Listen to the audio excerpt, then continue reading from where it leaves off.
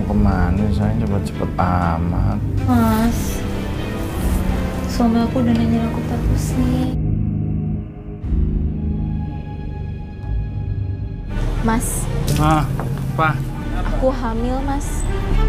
Kisah dimulai dengan memperlihatkan sepasang kekasih bernama Fitri dan Mustafa. Waktu itu Fitri menemui Mustafa untuk meminta pertanggungjawaban atas saham yang dititipkannya. Namun apa yang terjadi? Mas. Apa? Aku hamil, Mas. Tapi Mas belum siap punya anak dari kamu, Fit. Kamu gak mau tanggung jawab? Laki macam apa kamu, Mas? Enggak, sayang. Mas mau tanggung jawab. Gini aja ya. Mending kamu sekarang pulang dulu ke kampung ya. Mas, urusin kerjaan Mas dulu di sini. Kalau udah kelar, udah beres, Mas susul kamu ke kampung. Kita nikah di sana ya. Setelah sampai di kampungnya, Fitri mencoba untuk menghubungi Mustafa. Namun teleponnya selalu tidak aktif ketika dihubungi. You are calling is not active or out of coverage area. Mana ya Mas Mustafa? Ditelepon gak bisa-bisa. Singkat cerita beberapa bulan kemudian, Fitri akhirnya melahirkan anaknya dengan tanpa kehadiran Mustafa di sampingnya. Fitri kemudian mencoba kembali untuk menghubungi Mustafa. Namun masih tetap sama, teleponnya Mustafa tak bisa dihubungi. Dan akhirnya Fitri pun dengan perasaan sedih, dia terpaksa membesarkan anaknya sendirian dengan dibantu oleh ibunya. Dalam penantiannya menunggu Mustafa, pada suatu hari Fitri tak sengaja bertemu dengan teman lamanya bernama Joko. Saya bawa ke rumah sakit ya. Loh, Fitri. Joko? Apa kabar, Joko? Baik. Wah, alhamdulillah. Aku beruntung banget bisa ketemu kamu di sini. Pertemuan Joko dan Fitri pun terus berlanjut dari hari ke hari, sampai tumbuhlah benih-benih cinta di antara mereka. Hingga akhirnya, Joko pun memberanikan diri mengutarakan niatnya untuk melanjutkan hubungannya ke jenjang berikutnya. Senyum kamu itu loh, bikin aku nggak bisa lepas dari kamu. Kamu bisa aja, Mas. Pasti ada maunya ya. Aku mau nikahi kamu. Setelah Fitri menikah dan berbahagia dengan Joko, tak disangka Mustafa datang kembali di kehidupan Fitri. Dan apa yang terjadi? Ini siapa ya? Ini aku, Mustafa. Mana aja kamu, Mus?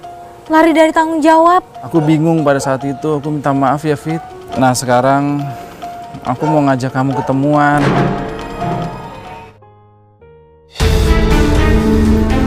Mau kemana? Saya cepet-cepet amat. Ya, mereka kembali berpacaran dan sering memadu kasih alias tutumpakan di belakang Joko. Mas, suami aku udah nanyain aku terus nih. Kita janji kita tetap ketemuan terus ya. Iya, jadi kita ketemuan ya. Nah, begitu dong. Beberapa minggu kemudian, Fitri mual-mual seperti orang yang lagi hamil.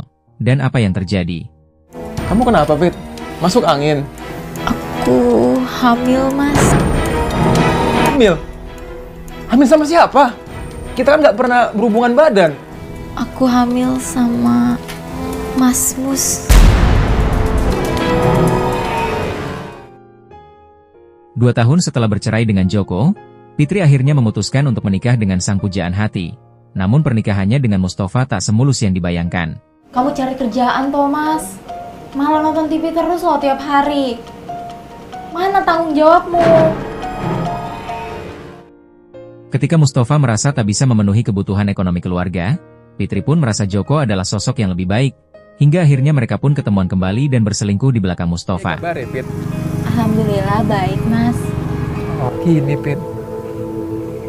Sebenarnya aku iki masih sayang sama kamu. Aku juga masih sayang sama kamu, Mas. Sebulan kemudian perselingkuhan mereka terbongkar sudah, Mustafa tak sengaja menemukan pesan mesra dari Joko di HP-nya Fitri. Dan apa yang terjadi? Joko! Aku Mustafa. Suaminya Fitri. Ada apa ini sebenarnya? Gak ada apa-apa, Mas. Kenapa? Jujur, sebulan ini saya deket lagi sama Fitri. Joko pun meminta maaf dan berjanji tak akan mengulanginya. Mustafa pun kali ini memaafkannya, karena dulu juga dia pernah berselingkuh di belakang Joko. Mustafa menganggap ini semua impas 1 lawan 1. Setelah kejadian tersebut, kini hubungan Mustafa dengan Joko semakin membaik. Bahkan Mustafa pun tak segan-segan untuk meminta pekerjaan kepada Joko. Aku ini wis nganggur lama, aku iki ono info lowongan kerjaan, bantu aku mau. Iso toh? Coba aku kontak temen dulu ya. Siapa tahu ada lowongan.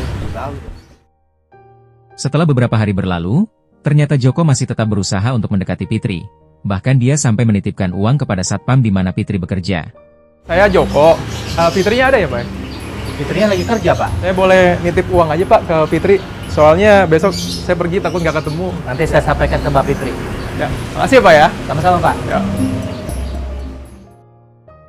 Besok harinya, Mustafa datang ke tempat kerja Fitri untuk menjemputnya, dan apa yang terjadi? Saya ini mau jemput Fitri. Fitrinya ada? Loh, sampai ini siapa? Saya suaminya, Pak. Beneran suaminya? Iya beneran lah, Pak. Masa saya bohong? Kemarin ada yang namanya Joko, nitipin uang buat Mbak Fitri. Joko. Mendapat informasi kalau Joko masih terus mendekati Fitri, emosi Mustafa pun kian membara, sehingga